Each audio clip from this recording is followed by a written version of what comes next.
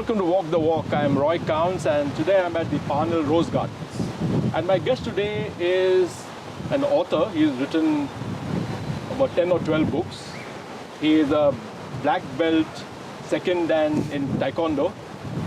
He's also probably the next finance minister of New Zealand, and someone who once told the Prime Minister to stick to her knitting. Welcome to the show, Paul Goldsmith. Nice How are you? Yeah, good. Great to have you on the show, Paul, and thank you so much for giving us time. I know you're right in the middle of a campaign. You're going from meeting to meeting. You've just come out from a very fiercely meeting with the finance minister. That's right. So, Paul, let's begin by asking you about your authorship. Okay, about you being an author. You have written books, mostly biographies. But tell us, you're a historian, you've got an MA in history. Tell us about what interests you in New Zealand history. Well, I started off looking at early New Zealand history, but then very quickly got involved in politics and then business. And I became very interested in writing about successful New Zealand companies that had figured out how to survive and export and expand. And so one was Fletcher's, the construction company. Another one was on Bill Gallagher and electric fencing company. The guy who started, who invented the electric fence. The electric fence, and then he got into security. In fact, I travelled to India with him, actually. Oh, did you? Okay. When I was researching the book, and he was selling his security systems for the Indian Parliament and various other places. And so we went around and visited Gujarat and Mumbai and places. So I've written a lot about New Zealand businesses and how they've flourished and how they've done well. Yeah, and you also did one on Alan Gibbs. Yes. The guy who has got that Gibbs farm and who invented the amphibian car. Yes, that's right. Okay. He was a very interesting character, a major figure in New Zealand business, and particularly the 80s and 90s. Right. And also an entrepreneur. Right. And I've always found it sort of fascinating. When we look at New Zealand history, we've had lots of books about government and the wonderful thing that governments do and how governments spend their money, but not very much on the business side of how our economy was built, how our wealth as a country was built. And I always thought that was interesting. You also wrote a book on taxes, isn't I did. it? Yeah, about the history of taxation in New Zealand. Yeah. Yes. So you're a fascinating guy, completely, you're so, you're in an area of interest. One would think that you're an academic, but you're also in taekwondo, you're a pianist, and now you're a fighter with the finance minister. Well, the book on tax history was called We Won, You Lost, Eat That, which was a quote from Michael Cullen. And it seemed to me to explain what the politics of tax was often about. Lots of parties go to the election and say, vote for us and we'll make somebody else pay more tax. Well, that's not our style. So, Paul, you actually have also been an Auckland councillor. That's before the Super City. And you worked with, so what I find fascinating is you actually were a speechwriter for Phil Goff, who is the current... yes, that's true. Were you a Labour supporter at one time? No. I at that point, he was the Foreign Affairs Minister. I see. Okay. And I was at that point interested in perhaps being a diplomat and going in that direction. Right. But I decided to go another direction, more in writing and business and politics. Right. Sister, I think what's happened is the wind has just sort of whipped up, even while we were talking. So let's move to a slightly quieter place. Okay.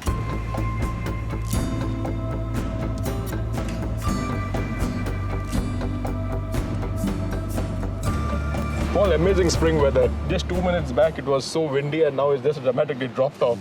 Right, so we were talking about your great-great-grandfather, and it's quite a colourful character. So he had, I think, four wives, 2 Maori and 2... Yeah. So that's the reason why some people think that you've got Maori heritage. Yeah. I mean, I think like a lot of the early New Zealand pioneers. And that's what I'm more interested in, the story of your, how they set up and how they worked through hardship. Well, he was a young man who came out in the 1840s to New Zealand on the east coast around Gisborne and settled in and had a hard life.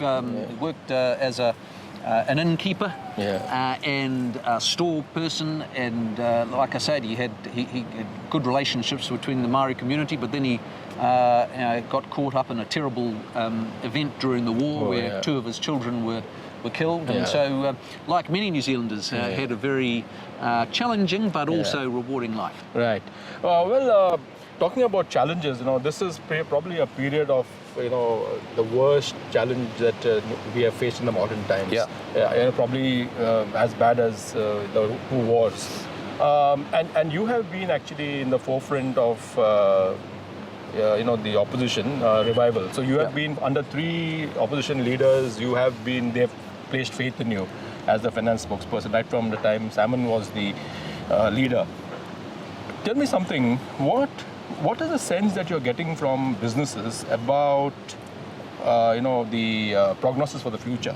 What does it look like? Oh, there's a huge amount of anxiety. Business confidence is as low as it's ever been. Right. And a lot of it is understandable just from the global events around COVID. Nobody can predict what's going to happen next. There's big uncertainty. Are we going to go back into lockdown? What's happening around the world? People looking at American politics, and so there's a lot of that we can't control. Right. The only point that we make is, but there are quite a few things we can control. Right. And that's about managing the border effectively. And really sort of focus on trying to make it easier, particularly for small businesses. And our main criticism of the current government is that they just seem to think that they can just keep on adding costs to business and it won't matter. That's right.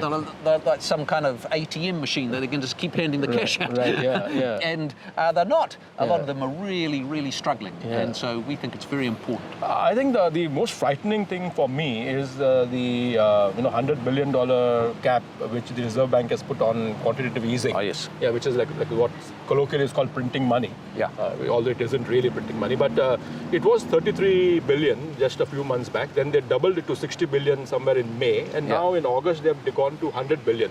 Now, my fear, Paul, is that if this debt is not paid, and there's some people who are talking about the new monetary theory where, they say that you take the debt and don't pay it. I fear we will go down the path of Venezuela or Zimbabwe. What's your opinion on that?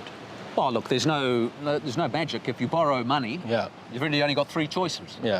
You can pay it back and work hard and grow the economy and be careful with your spending, and that's how we've always done it in the past. Right. Secondly, you can try and inflate your way out of it and have high inflation, and that's happened in the past in history, and that can be ruinous to people who have saved. Absolutely. The third thing is to default, not pay it. And yes, you're right, Venezuela and places like that have shown how that works out. Right. So, what you've got to do is you've got to be very careful. It's absolutely right to have borrowed money during this year for the wage subsidy and things like that to help cushion the blow. We agree with that. But you've got to be very careful with all the money that you spend from here on in. And not borrow more than you need to. And then you've got to have a path back to get it under control. And that's a big difference between us and Labor at the moment. We get it back down over the next 10, 15 years, and they aren't. In fact, although debt is a sort of a bad word for people who are salaried. When it comes to governments, we actually see that many of the big economies actually have grown the economy on deficit financing, whether it's Japan, whether it's America, always has a huge budget deficit, but they have the capacity to pay it back. They do, and they also have very high private sector savings. And so the Japanese, for example, have very high public debt, but also equally very high private savings. That's right. Whereas New Zealand doesn't have that same level of private savings, which is why we need to be a little bit more careful with our government debt. Right. So what about, so we have the only scheme that we really have is Kiwi Saver, which is a private savings scheme, and then we have the super fund, but there's always been an issue between National and Labour. Labour wants to keep pumping money into the super fund. I actually agree with National that we shouldn't be pumping in money into the super fund. But that's my opinion. What can be done to encourage this kind of saving? Should we encourage saving in the first place, or do you want people to spend? So what's the policy? Well, our primary policy during the campaign is that we're going to have a short-term stimulatory tax cut because the economy is in recession. So you need people to spend. And we want people to spend that. So somebody on the average income, about $64,000 a year, would get an extra $3,000 in the hand to spend and stimulate the economy and help create jobs. So that's important. But of course, the big difference is that it's up to New Zealanders to decide what they want to do with the money. Some will save it, some will spend it. Some will spend it locally. You know, who knows? Right. Whereas the current government seem to think that they know best how to spend that money, and that Phil Twyford will decide that he'll spend it on this, and Shane Jones will spend it on that. And actually, we don't really trust them to make good decisions about this. Right. In fact, even if you see the Provincial Growth Fund, we really don't know where it has been spent, who were the beneficiaries, how many jobs were created. It's become a byword for pork barrel politics. It is the exact example of that. But that was the first $3 billion. They've got another $3 billion fund called the Shovel Ready Projects, and that is going the same way. And we've seen James Shaw had his win. He had this green school, 12 million, and New Zealand First get a few projects, and it's very operated in a political way. And that doesn't always get the best results. And also now they want, the Greens want a wealth tax, and then they want to, Labour wants more holidays for workers. They want to increase the minimum wage when businesses are struggling. What's your take on that? Well, I think one of the worst things during the first lockdown, when we were in level 4, on the 1st of April, the government put up the minimum wage at a time when businesses had no revenue. And look, everybody wants higher wages. Of course, that's the purpose of good government and economic policy is to try and lift wages and give people more money in their pockets. But it's got to be based on the ability of the business to pay. And if businesses are struggling and they're on their hands and knees, it's not reasonable to just insist that they pay more and more for the minimum wage. It's already quite high in international terms. So we think that's unreasonable. And then just sort of saying, oh, we'll double the sick leave. That's easy for the government to do. But how do you stay in business if you can't afford to do that? So I think there's been a lack of sympathy with the needs of small business. And why is that important? Because we're relying on those small businesses to hire the extra person and to keep people employed, because we're going to be losing a lot of jobs over the next couple of years. Tell us about that policy of yours. I think you have got a policy where you're encouraging people to hire additional staff, right? We've got one, it's called Job Start, and it means that if you take on an additional person, you get $10,000 to help you through. But we'll also be very consistent about not increasing taxes and also reducing regulations as well, and giving more flexibility into the way the businesses operate. So you've got 90-day trials. So what we want to do is make it as easy as possible for businesses to take on that extra person, give them a chance. Now, you're actually, the opposition, rather the government has put you in between a rock and a hard place when it comes to minimum wage, for example. So while businesses can see that they cannot survive by paying a higher wage or having more holidays, what the government is doing, especially the left socialist-minded people, they are saying that Labour National does not care about the poor. Well, the best thing that we can do for New Zealanders who are struggling is to provide them with the opportunity of a job. Because we believe that it's good for people to work and to be able to look after themselves and their family, not just to be dependent on the state and welfare. And so we think it's important to give them the best chance of having a job. And you can't do that if businesses can't survive. Exactly. Tell me about what we actually require are some real fundamental changes, either in the regulatory mechanism or in RMA, for example, or the number of hoops that businesses have to jump through, when there's a... why aren't we doing something to, set this right? Why aren't we... it's easy to start and exit a business in New Zealand, but it's still, if it was easier, we could have actually expanded our economy. Yes, the RMA has been a real drag on investment and people being able to build and expand. And we've been trying to change it for a number of years now and have never had the numbers in Parliament to do that. But that would be an absolute goal of ours this time. I think everybody recognises that something has to happen and change with the RMA. But not just the RMA, it's the way that councils operate. and they tend to have an attitude of the easiest answer to any question is no. Yeah. And we've got to change that attitude and say yes. Yeah. How can we make this happen? Yeah. And that's a real cultural change that needs to happen. Right. And even talking about the same thing, regulatory mechanisms and the fundamental corrections that we need to make. One of the things that unfortunately has not been looked into, and I have been closely involved in it, is the unemployed. So we tend to keep throwing money, giving handouts to people who are unemployed, but not enough is going into training, into getting people into the new industries that will start. Even forget about COVID. Even before COVID, the world was moving to a different technology, for example. Yeah. We have 200,000 people who are unemployed, and we are still looking to foreign workers. Yeah. And there's a couple of elements to that. One is we've got to make sure that the settings of our welfare system are right. Yeah. The previous national government steadily and carefully, not radically, but just steadily, tightened the rules around expecting people to be looking for work. Yeah. On that basis, that we believe that everybody can do something. Yeah. You can't necessarily, if you've got a young child and dependent, you can't necessarily work full time, but you can do something. Right. And you should have an expectation to go back and look for work.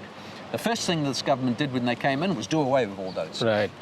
And that, I think, makes it harder. Right. And I don't think it's helping anybody, actually. I think all it does is it increases their dependence on the state. And we want people to be able to stand up on their own 2 feet and have the opportunity for work. Let's talk about the lockdown. Okay, one of the reasons we had a lockdown was the fear that our health system was not equipped to sort of cater to high volume cases. Now that is because we probably either didn't need that kind of capacity, or it was not planned for. Now recently the Prime Minister made a statement saying that of course I'm just making light of it, but just to put the lights on in the hospitals, they have set aside $900 million as a capital expenditure. Your budget says that it's about 800,000 to revamp the DHBs. Is that a realistic figure, or is the Prime Minister being a bit dramatic? Prime Minister's playing politics, as you would expect, just before an election. In our future budget, we have allowed about $1.8 billion a year for extra spending. Right. And that enables us to maintain good quality public services and health and education. Right. We're going to spend a little bit less than Labor, which is what most people would expect. That's right. They're very loose with the money. They just fling it out, and they don't seem to ask any questions about what they're getting for it. Whereas we're much more focused on getting results for that money, because it's your money. Right. And it's your money, and it's your money. It's not the government's money. Right. So we'll make sure that we continue to invest in the critical things that make a difference. Right. And there's no sense at all that we'll be cutting or pulling back on public services. Right. This is not the time. Right. Now, regarding the COVID management, the Prime Minister is a great communicator, and coming on TV every day at 1, she has actually made a persona for herself. My opinion is, and correct me if I'm wrong, is that the only thing which the current government has got kudos for is the wage subsidy. Yeah. Which I think if any other government had been in place, they would have probably done the same thing. What are the other good things that they've done?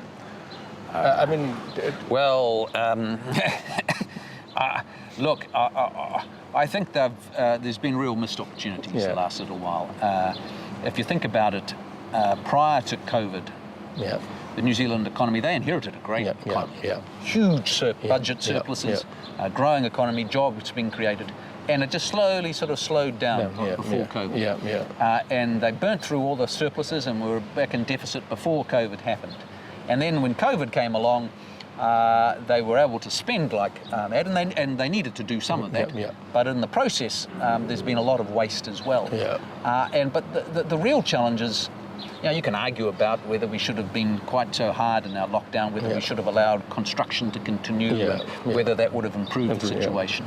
But the real focus has to be on the future. What's the plan to get the economy growing again and creating the jobs? And I don't see much of it from the current government. But we've got a clear plan, which is around getting that stimulatory tax cut, encouraging businesses to invest with new assets, so you can immediately write off new assets that you buy up to $150,000 in the same tax year. Yeah. So you don't have to wait for years. You don't have to wait for 10 years. You can do it, boom. on their first year, and that reduces your company tax and makes it easier to get through. Right. And then also investing in good quality infrastructure that the country needs. Yeah. Talk us through your policy of this tax indexation that, increasing the threshold based on the cost of living every 3 years. Yeah, every 3 years. So what happens is finance ministers in the past have always loved inflation. Yeah. Because with inflation, because the income tax is set at different brackets, so at the moment it's at 70,000 you go to the top rate. Yeah. And if you just leave it there for about 5 years, you catch a whole lot more people and they pay a lot more tax. Yeah, because wages increase. Because wages increase and more people go into the higher brackets and they pay more tax. That's right. And we think that's sneaky. Yeah. And actually on a regular basis, those thresholds should be changed. Yeah. So that the government's just not pinching a little bit more every year. Right. And not spending it wisely. Right. Now, while, there's a lot of focus on small businesses, on SMEs, on quantitative easing and all of that. What are your policies on welfare? Because there are a lot of your party members are actually slightly left-leaning. Yeah. And so there are quite a few policies that I think you have for welfare reform. Yeah, well, it's a bit like I was saying. I think all New Zealanders. Yeah. A big part of what makes New Zealand the great country that it is that we have relatively high levels of social cohesion. Yeah. And we make sure that we look after those in need, and we have a strong welfare system. Yeah. In New Zealand, not only can you get welfare if you can't find work, but you have free healthcare. Yeah. Your education is largely free. Yeah. You've got superannuation when you're old. Right.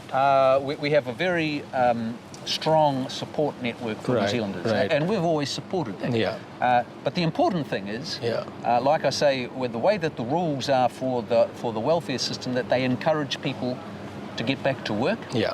And they send signals along those lines, and that's I think the biggest difference between us and Labour. Yeah. And I stand by that as the best thing to do. Yeah, I think a lot of people say that instead of giving handouts, we should give hands up to people, and I have a feeling that not enough is done in training people into the workforce, because otherwise we are having we see such a large number of unemployed, not only because of COVID, even when before COVID. Yeah. Well, it's a combination of the desire to get out and work, and the skills that are required, and so we massively increased the investment in apprentices. I think there's a lot of work that needs to be done there to get the skilled workers that we need in the technical areas. Right. There has been a bit of a cultural thing in New Zealand for a while now that the only measure of success is to go to university. I went to university, and of course it's very important. We need to train people in the university things. Yeah. But it's also important that we have talented entrepreneurial people going into the trades as well, to build great businesses and build the houses that we need effectively and efficiently. And so that's an important part. It worries us that the current government has completely turned the whole polytech sector upside down and shaken it all around and making a big monopoly, which we think will make things worse. And so we're opposed to that. There is a feeling among migrants, that Labour or Labour-style policies are more migrant-friendly. My personal opinion is that it is not, because as I've followed over the last couple of decades, both the policies of the parties, actually, National is more geared towards migrants for the simple reason that migrants are very entrepreneurial. Yes. People are leaving their countries with their families. They give up everything, get their savings, bring it here. And it's a tough life, to sort of restart, and many of them are doing quite well. They are. Most of them are doing well. And I'm not only talking about Indians, I'm talking about across the board. Yes. So this, this is the first election, I think, because of COVID, that there's been no migrant bashing or no immigration bashing. Otherwise, we have the likes of Vincent Peters and Shane Jones who want people like us to go back. No, the National Party has always been the party that supports people having a go. Right. And just like my great-granddaddy coming out, starting up and having difficult, challenging times, but building up something. And we're all New Zealanders are migrants in that sense. Right. And, we stand by that pioneering spirit and want people to back themselves Right. start a business or really focus on education and create opportunities for their families. Right. And to look after their families. Yeah. That's the most important thing that anybody can do. Absolutely. And that's where we come from. Right. Now tell me about, before we end, about the idea for an infrastructure bank. It's on paper it sounds a fantastic idea because, it's going to work like a bank. It's not the crown, taking money, but the bank taking money and then giving dividends. So tell us, how will it work? Oh, well, the idea there is that, we have a lot of work to do in infrastructure in New Zealand, not just in terms of roads and public transport, but also the pipes, the water, the fiber broadband, which you guys did about 10 Our biggest piece of infrastructure was the ultra-fast broadband. That's right. It's made a real difference to houses. Right. But there are a lot of councils in New Zealand which we're trying to build houses. So a lot of the big councils can't take on more debt very easily. And that means they're very slow to put the roads and pipes in for a new subdivision, for example. And so we need to come up with innovative ways to fund the infrastructure so the houses can be built faster. And that's what that infrastructure bank is to do, is just to bring more expertise and more options into that space. And just the point of it all is to help us do things faster. But Grant Robertson thinks that you're being sneaky, that you're trying to take away crown debt and put it in a bank. Well, he would say that, wouldn't he?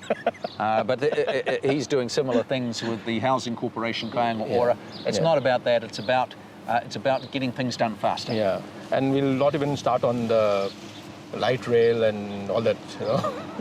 Well, I still haven't met anybody who thinks the slow tram down Dominion Road is the number one priority for Auckland transport.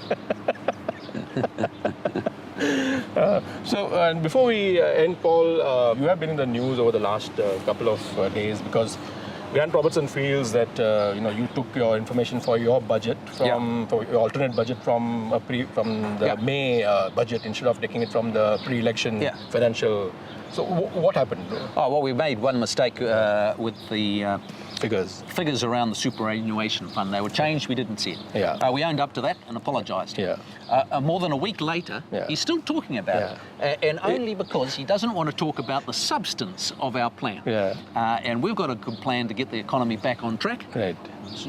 Tax cuts from the 1st of December, focus on helping businesses, large and small, create jobs, and a decent infrastructure plan. Their plan is just borrow and hope. And so he doesn't want to talk about that, and he's just trying to confuse everybody with all these allegations, and most of them don't add up. Right. And so how confident are you of National making it to power? Well, look, the number one word for 2020, I think, is volatility. Or expect the unexpected. And we're certainly the underdogs at the moment, but we're going to fight every day to election day, and we think anything could happen. Right. The ACT party vote has gone up. The Greens, who knows what's going to happen. New Zealand First are out the door. And so, and people have been very focused on just day-to-day living around COVID, their businesses and getting through. And so I don't think they've been thinking about politics as much as us who are involved in politics are thinking about it. And so over the next couple of weeks, we are going to be very focused about getting our clear message out there, and we think we can pull it off. Fantastic. Well, Paul, here's to you, all the best, and we hope that if you form a government, I'm sure you'll be the finance minister, and then we can take the country onto a completely new path. Thank you so much. All the best.